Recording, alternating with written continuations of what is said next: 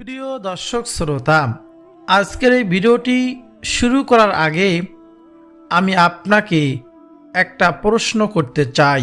আপনি কি কখনো এমন কোনো আমল শুনেছেন যেটা এতটাই সহজ কিন্তু ফলাফল এত বড় যে শুনলে অবাক হয়ে যাবেন? আজ আমি আপনাদের সাথে এমন একটি গোপন আমল শেয়ার করব, আপনাদেরকে বলে দেব যেটা অনেকেই জানে না, অথচ এর ফজিলত অনেক বেশি।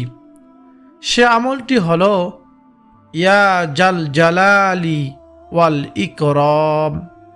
মাত্র 13 বার পাঠ করে যদি এক গ্লাস পানির উপর ফু দিয়ে খাওয়া যায় তাহলে কি হবে? শুনতে খুবই সহজ মনে হচ্ছে যে 13 বার পাঠ করব, এক গ্লাস পানির উপর ফু দেব, তারপর পান করব, খাবো, তাই না?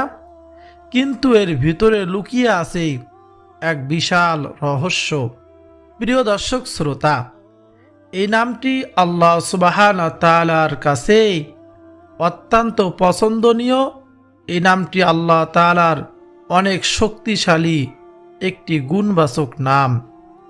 যে ব্যক্তি এ নাম বেশি বেশি পড়বে তার জীবনে বরকত নেমে আসবে, দুঃখ কষ্ট বিপদ আপদ দূর হবে। বলুন না সুবহানাল্লাহ। প্রিয় দর্শক শ্রোতা, এক গ্রামে একজন মানুষ ছিল। তার জীবনে ছিল শুধু কষ্ট আর কষ্ট। ব্যবসা ঠিকমতো চলতো না, ঘরে পরিবারে শান্তি ছিল না, রাতে ঘুম হতো না। একদিন সে খুব হতাশা হয়ে একজন আলেমের কাছে গেল। গিয়ে সে বলল, হুজুর, আমি অনেক দোয়া করেছি আল্লাহ তাআলার কাছে, কিন্তু কিছুতেই আমার এই সমস্যাগুলো সমাধান হতেছে না। তখন ওই আলেম তাকে বললেন, তুমি কি কখনো আল্লাহ সুবহানাহু ওয়া তাআলার তার প্রিয় নামগুলো ধরে আল্লাহ তাআলাকে ডেকেছ? লোকটি অবাক হয়ে বলল, না হুজুর, আমি তো আল্লাহ তাআলার প্রিয় নামগুলো জানি না, আমলের নিয়মগুলো জানি না, কিভাবে পড়তে হয়। তখন ওই আলেম তাকে শিখিয়ে দিলেন, প্রতিদিন তুমি মনোযোগ দিয়ে 13 বার ইয়া জাল জালালি ওয়াল ইকরাম যদি পড়তে পারো, আর এক গ্লাস পানির উপর ফু দিয়ে সেটা পান করো। এ কথা শোনার পর সে ব্যক্তি এভাবে পাঠ করতে লাগলো, আমল করতে লাগলো। প্রথম দিন কিছুই বুঝলো না ওই ব্যক্তি। দ্বিতীয় দিন তেমন পরিবর্তন আসলো না, কিন্তু সে ব্যক্তি হাল ছাড়ল না, কারণ এবার সে শুধু শব্দ পড়তেছিল না, ইয়া জাল জালালি ওয়াল ইকরাম, সে বিশ্বাস নিয়ে পড়তেছিল। এভাবে আমল করতে করতে কয়েকদিন পর সে লক্ষ্য করল তার মন একটু শান্ত হচ্ছে, আগের মতো টেনশন লাগতেছে না। এক সপ্তাহ পর তার ঘরের পরিবেশ বদলাতে শুরু করলো। বলুন না সুবহানাল্লাহ। পরিবারে ঝগড়া ক্যাসাল কমে গেল, কথা বলার মধ্যে নরম ভাব চলে এলো। 1 মাস এভাবে আমল করার পর তার ব্যবসাতেও ধীরে ধীরে বরকত আসতে শুরু করলো। সে বুঝতে পারল এটা কোনো জাদু না, এটা আল্লাহ সুবহানাহু ওয়া তাআলার নামের বরকত। আমরা অনেক সময় ভুলে যাই। আমরা দোয়া করি কিন্তু হৃদয় দিয়ে দোয়া করি না।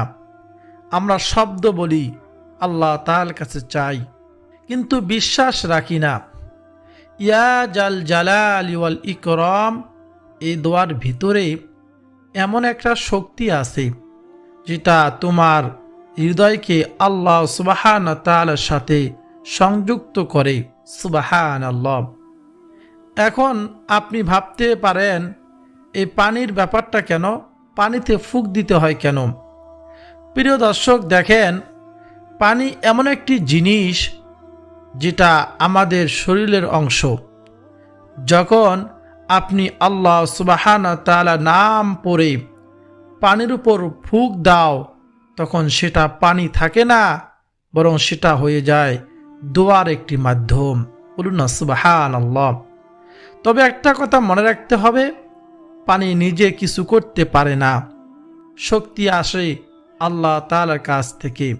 তুমি যদি শুধু ফুঁক দাও কিন্তু মনে বিশ্বাস না থাকে তোমার, তাহলে তেমন কোনো পরিবর্তন দেখতে পারবেন না। কিন্তু যদি আপনার পুরো বিশ্বাস নিয়ে আমলটি করো, তাহলে ধীরে ধীরে তোমার জীবন পরিবর্তন আসতে থাকবে ইনশাআল্লাহ। প্রিয় দর্শক শ্রোতা, এটা আল্লাহ তাআলার নামের বরকত। আমরা অনেক সময় বড় বড় আমল খুঁজি, কিন্তু ছোট আমলগুলোর গুরুত্ব, এরকম ফজিলত আমরা বুঝি না। এই দোয়াটা খুব ছোট, কিন্তু এর শক্তি অনেক বড়। এই নামে নিয়মিত আমল করে, পাঠ করে, পানিতে ফুঁক দিয়ে খেলে, সঠিক নিয়মে যদি খেতে পারি, আমল করতে পারি, যত বড় রোগ থাকুক না কেন, আল্লাহ সুবহানাহু ওয়া তাআলা আপনাকে সুস্থতা দান করবেন। বলুন না সুবহানাল্লাহ। আর অনেক উপকার রয়েছে। আমরা আজকে এই ভিডিও থেকে আমলের নিয়ম এবং উপকারগুলো জানব ইনশাআল্লাহ। প্রিয় দর্শক, আপনাকে একটা সহজ প্রশ্ন করতে চাই। এই মুহূর্তে আপনি কি সুস্থ আছেন? যদি আপনার শরীর ভালো থাকে, আপনি স্বাভাবিকভাবে নিঃশ্বাস নিতে পারেন, হাঁটতে পারেন, খেতে পারেন, তাহলে বিশ্বাস করুন, আপনি পৃথিবীর সবচেয়ে বড় নিয়ামতের মধ্যে একটি ভোগ করতেছেন। কিন্তু দুঃখের বিষয় হলো, আমরা এই নিয়ামতের মূল্য বুঝি না, আমরা এই নিয়ামতের শুকরিয়া আদায় করি না। এই নিয়ামতের মূল্য তখনই বুঝব যখন আমরা অসুস্থ হয়ে পড়ব। প্রিয় দর্শক শ্রোতা, একটু চিন্তা করুন, যখন আপনার জ্বর আসে, একটু মাথা ব্যথা হয় বা শরীর দুর্বল লাগে, তখন কি আপনি আগের মতো কাজ করতে পারেন? না, পারেন না। তখন শুধু একটা জিনিসই মনে হয়, আল্লাহ আমাকে সুস্থ করে দিন। এটাই হলো বাস্তবতা। সুস্থতা এমন একটি নিয়ামত যেটা আমরা প্রতিদিন ব্যবহার করি, কিন্তু খুব কমই এর জন্য শুকরিয়া করি। রাসূলুল্লাহ সাল্লাল্লাহু আলাইহি ওয়াসাল্লাম বলেছেন, মানুষ দুইটি নিয়ামতের ব্যাপারে সবচেয়ে বেশি গাফেল। একটি হলো সুস্থতা, আর একটি হলো অবসর সময়। আমরা সময় নষ্ট করি অযথা গান, সিনেমা, ফেসবুকে, ইউটিউবে, টিকটকে, কিন্তু আমলের ভিডিওগুলো ধৈর্য সহকারে দেখতে পারি না এবং আমল শেখার চেষ্টা করি না। প্রিয় দর্শক শ্রোতা, আর আমরা অযথা সময় নষ্ট করে আমরা শরীরকে, নিজের মনকে, কলবকে নষ্ট করে ফেলতেছি, আর শরীরকে অবহেলা করি। তারপর যখন অসুস্থ আসে, তখন আমরা আফসোস করি। একটা বাস্তব দৃশ্য কল্পনা করুন, একজন মানুষ হাসপাতালের বেডে শুয়ে আছে, সে ঠিকমতো খেতে পারতেছে না, ঘুমাতে পারতেছে না, হাঁটতেও পারতেছে না। আর অন্য একজন মানুষ পুরোপুরি সুস্থ, সে দৌড়ে বেড়াতেছে, কাজ করতেছে, খাচ্ছে, কিন্তু সে কখনো ভাবে না সে কত বড় নিয়ামতের ভোগ করতেছে। সুস্থতা হলো সবচেয়ে বড় নিয়ামত। অসুস্থ হলেই বোঝা যায় সুস্থতা কত বড় নিয়ামত। প্রিয় দর্শক, আমরা প্রতিদিন কত কিছুই চাই আল্লাহ তাআলার কাছে। টাকা চাই, সম্মান চাই, সফলতা চাই, কিন্তু কখনো কি আমরা বলি, হে আল্লাহ আমাকে সুস্থ রাখুন? খুবই কমই বলি। অথচ বাস্তবতা হলো, আপনি যদি অসুস্থ হন, তাহলে আপনার টাকা কোনো কাজে আসবে না, আপনার স্ট্যাটাস কোনো কাজে আসবে না। শুধু একটা জিনিসই তখন দরকার, সুস্থতা। একজন ধনী মানুষও যদি অসুস্থ হয়, সে 1000 টাকা খরচ করেও একটা শান্তির ঘুম কিনতে পারে না। কিন্তু একজন গরিব মানুষ, সুস্থ মানুষ শান্তিতে ঘুমায়। প্রিয় দর্শক, তাই বুঝতে হবে সুস্থতা মানেই আসল সম্পদ। এখন একটা গুরুত্বপূর্ণ প্রশ্ন, আমরা কি এই নিয়ামতের শুকরিয়া আদায় করতেছি আল্লাহ তাআলার কাছে? অবশ্যই আমরা শুকরিয়া আদায় করব আলহামদুলিল্লাহ বলে। কি শুকরিয়া আদায় করব? আলহামদুলিল্লাহ। শুকুর 3 ভাবে আদায় করতে হয়: অন্তরে স্বীকার করা, মুখে বলা, কাজে প্রকাশ করা। কাজে প্রকাশ করা মানে কি? মানে এই শরীরকে ভালো কাজে ব্যবহার করা, নামাজ পড়া, ভালো কাজ করা, মানুষকে সাহায্য করা। আমরা অনেক সময় শরীরকে ব্যবহার করি খারাপ কাজে, পাপ কাজে, তাহলে শরীরের শুকরিয়া আদায় হলো না। তারপর যখন অসুস্থ হয়ে যাই তখন আল্লাহকে দোষ দেই। আসলে সমস্যা কোথায়? সমস্যা হলো আমরা নিয়ামতের কদর করি না। একটু নিজের জীবনের দিকে তাকান প্রিয় দর্শক। আপনি কি আপনার শরীরের যত্ন নিচ্ছেন? সময় মতো ঘুমাচ্ছেন? ঠিক মতো খানা খাচ্ছেন? আরাম থেকে বেঁচে থাকতেছেন? শুধু দোয়া করলেই হবে না, চেষ্টা করতে হবে। প্রিয় দর্শক শ্রোতা, আর একটা গুরুত্বপূর্ণ বিষয় হলো সুস্থতা শুধু শারীরিক না, মানসিক সুস্থতাও খুব জরুরি। অনেক মানুষ বাহিরে থেকে সুস্থ, কিন্তু ভিতরে ভিতরে ভেঙে পড়েছে। চিন্তা, টেনশন, দুশ্চিন্তা এসব হলো সবচেয়ে বড় রোগ, আমাদেরকে বেশি কষ্ট দেয়। তাই আমাদের দরকার আল্লাহ সুবহানাহু তার উপর ভরসা করা, দোয়া করা, জিকির করা। যখন আপনি আল্লাহকে স্মরণ করবেন, আপনার মন শান্ত থাকবে। প্রিয় দর্শক শ্রোতা, আর একটা বাস্তব কথা বলি, আপনি যদি আজ সুস্থ থাকেন, এটা নিশ্চিত না যে আপনি কালও থাকবেন। তাই আপনাকে আজকের দিনটাই সবচেয়ে গুরুত্বপূর্ণ আপনার কাছে। আজ থেকেই শুকুর করা শুরু করুন। আজ থেকে নিজের শরীরের যত্ন নিন। একটা ছোট অভ্যাস শুরু করুন। প্রতিদিন সকালে বলুন আলহামদুলিল্লাহ, জিকির করুন আমি সুস্থ আছি। এই ছোট অভ্যাস আপনার জীবন বদলে দিতে পারে।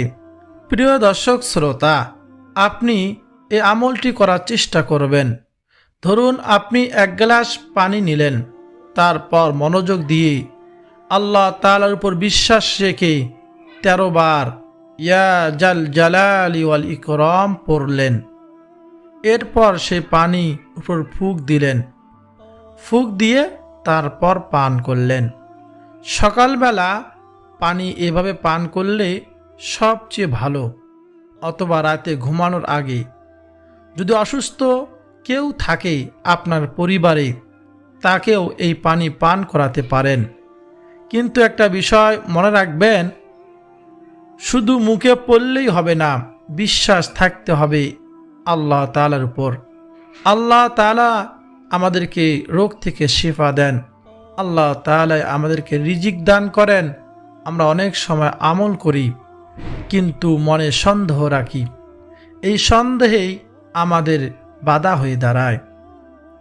প্রিয় দর্শক শ্রোতা, এই আমলটা গোপন রাখা উত্তম, কারণ কিছু গোপন আমল যত গোপনে করা হয় তত বেশি কবুল হয়। তাই আপনি আজ থেকেই শুরু করতে পারেন। মাত্র 13 বার ইয়া জাল জালালি ওয়াল ইকরাম পরে 1 গ্লাস পানিতে ফুঁক দিয়ে পান করবেন। পরিবারের কেউ অসুস্থ থাকলে তাকেও পান করাবেন। আর আল্লাহ সুবহানাহু তাআলার উপর পূর্ণ ভরসা নিয়ে আপনি এই পানি খাবেন। আপনি নিজেই পরিবর্তন দেখতে পাবেন ইনশাআল্লাহ। প্রিয় দর্শক শ্রোতা, অবশ্যই এই আমলটি বিশ্বাস নিয়ে করার চেষ্টা করবেন। তাছাড়াও এই আমলটি আপনি করবেন। প্রিয় দর্শক শ্রোতা, নবীজি সাল্লাল্লাহু আলাইহি ওয়াসাল্লাম সুস্থ থাকার জন্য নিয়মিত কিছু বিশেষ দোয়া পাঠ করতেন। সাহাবায়ে কেরামও নবীজি সাল্লাল্লাহু আলাইহি ওয়াসাল্লামকে অনুকরণ করে সে আমলগুলো করেছেন। আমাদের বুজুর্গণের দিন উলামায়ে কেরামও এই আমলগুলো করেন। শারীরিক ও মানসিক সুস্থ থাকতে প্রতিদিন সকাল ও সন্ধ্যায় একটি বিশেষ দোয়া 3 বার পাঠ করুন। দোয়াটি হলো, আল্লাহুম্মা আফিনি ফি বাদানি, আল্লাহুম্মা আফিনি ফি সামঈ, আল্লাহুম্মা আফিনি ফি বাসরি, লা ইলাহা ইল্লা আনতা। আমারও বলতেছি, আল্লাহুম্মা আফিনি ফি বাদানি, আল্লাহুম্মা আফিনি ফি সামঈ, আল্লাহুম্মা আফিনি ফি বাসরি, লা ইলাহা ইল্লা আনতা। প্রিয় দর্শক, এই দোয়াটি সকাল সন্ধ্যা 3 বার করে পাঠ করবেন। আর যদি অ্যাক্সিডেন্ট থেকে, এরকম বিপদ আপদ থেকে, সকল ধরনের ক্ষতি থেকে বাঁচতে চান, আল্লাহ তাআলার কাছে এগুলো থেকে মুক্তি চান, তাহলে সকাল সন্ধ্যায় এই দোয়াটিও পাঠ করতে পারেন। অনেক পরীক্ষিত আমল, আমি নিজেও এই দোয়ায় পরীক্ষিত ফল পেয়েছি। দোয়াটি হলো, বিসমিল্লাহিল্লাযী লা ইয়াদুররু মা'আসমিহি শাইউন ফিল আরদি ওয়ালা ফিস সামাই ওয়া হুয়াস সামিউল আলিম। আপনি এই দোয়াটি সকাল সন্ধ্যায় 3 বার করে পাঠ করবেন।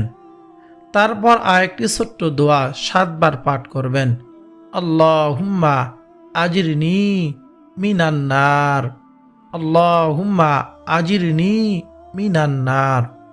প্রিয় দর্শক, হযরত আব্দুর রহমান ইবনু আবু বকর রাদিয়াল্লাহু তাআলা আনহু তার পিতাকে প্রতিদিন সকালে ও সন্ধ্যায় 3 বার এই দোয়াটি পাঠ করতে শুনেছেন। এর কারণ তিনি জানতে চেয়েছিলেন। উত্তরে তার পিতা জানান, স্বয়ং রাসূলুল্লাহ সাল্লাল্লাহু আলাইহি ওয়াসাল্লামকে এই শব্দগুলো দিয়ে দোয়া করতে শুনেছেন এবং তিনি নবীজি সাল্লাল্লাহু আলাইহি ওয়াসাল্লামের সেই পবিত্র সুন্নত বা নিয়ম অনুকরণ করতেই ভালোবাসেন। সুস্থ থাকতে আমাদের জন্য এটি একটি অত্যন্ত কার্যকর আমল হলো এই দোয়াটি পাঠ করা।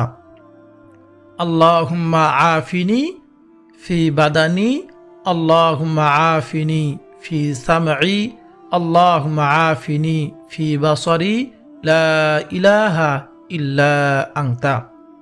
প্রিয় দর্শক, আর আল্লাহ তাআলার উপর দীর্ঘ বিশ্বাস রেখে আপনি ইয়া জাল জালালি ওয়াল ইকরাম 13 বার পাঠ করে তারপর কয়েকবার দুরূদ শরীফ পাঠ করবেন। ইয়া জাল জালালি ওয়াল ইকরাম পাঠ করার আগে কয়েকবার দুরূদ শরীফ পাঠ করবেন। সব থেকে ছোট দরুদ সাল্লাল্লাহু আলাইহি ওয়াসাল্লাম, আর সব থেকে শ্রেষ্ঠ দরুদে ইব্রাহিম। আমরা নামাজের মধ্যে যে দরুদটি পড়ে থাকি, পাঠ করে পানির উপর ফুঁক দিয়ে আপনি নিজে সকাল সন্ধ্যায় পান করতে পারেন। আপনার পরিবারের কেউ অসুস্থ থাকলে তাকেও পান করাতে পারেন। এই আল্লাহ তাআলার গুণবাচক সিফাতি নাম, এই নামের ওসিলায় আল্লাহ সুবহানাহু ওয়া তাআলা সকল ধরনের রোগ থেকে আপনাকে আমাকে হেফাজত করবেন, শিফা দান করবেন। প্রিয় দর্শক শ্রোতা, এটা নিয়মিত আমল করতে হবে। আর এই দোয়াগুলো সকাল সন্ধ্যায় পাঠ করবেন। আর বেশি বেশি অসুস্থ থাকা অবস্থায় আল্লাহ তাআলার শুকরিয়া আদায় করবেন, ইস্তিগফার দুরূদ শরীফ পাঠ করবেন। আল্লাহ তাআলাই পারে আমাদেরকে সুস্থ রাখতে। আল্লাহ তাআলাই আমাদেরকে পারে, কত বড় কঠিন রোগ হোক তা থেকে মুক্ত করতে। এই বিশ্বাস নিয়ে আল্লাহ তাআলার কাছে বেশি বেশি দোয়া করবেন।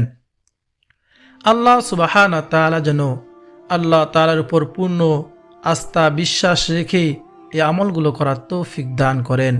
আল্লাহ তাআলা যেন আমাদের সকলের অসুস্থ যারা রয়েছি আমাদের সকলকে সুস্থতা দান করেন।